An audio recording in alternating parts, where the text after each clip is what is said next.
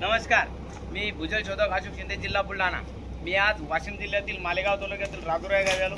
आम्ही आपले शेतकरी मित्र काय नाव उद्धव वानखेडे यांच्या शेतात आपण एक विहिरीचा पाणी दिला अगोदर, म्हणजे त्याच्याही अगोदर आपण एक बोरचा पाणी दिला, तर बोरलाही चांगलं पाणी लागलं। जेणेकरून वावर दिसतं पाणी या इकडच्या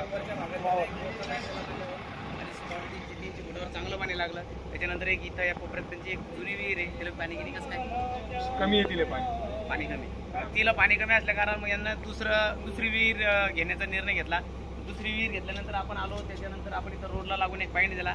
सांगितलं जेमतेम 27 ते 32च्या दरम्यान पाणी दिसत, त्याच दरम्यान त्यांना पाणी दिसलं, पाण्याची सुरुवात झाली।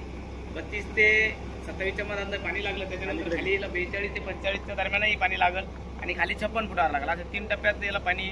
पण आता त्यांची विहीर जेमतेम 45 फुटाची, मतलब म्हणजे त्यांना 2 टप्प्यात पाणी दिसेल आणि सीझनमध्ये चाललं ना असं पाणी इथं भेटेल।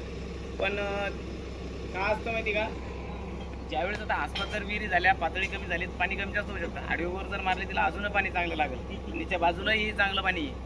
तर जेमतेम ही 50 फूट झाली। हो, तुम्ही कुठले?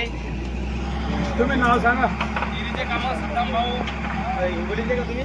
नारायण राजस्थानचे हे अलीकडचे नारायण भाऊ राजस्थानचे तुम्ही कुठले गाव?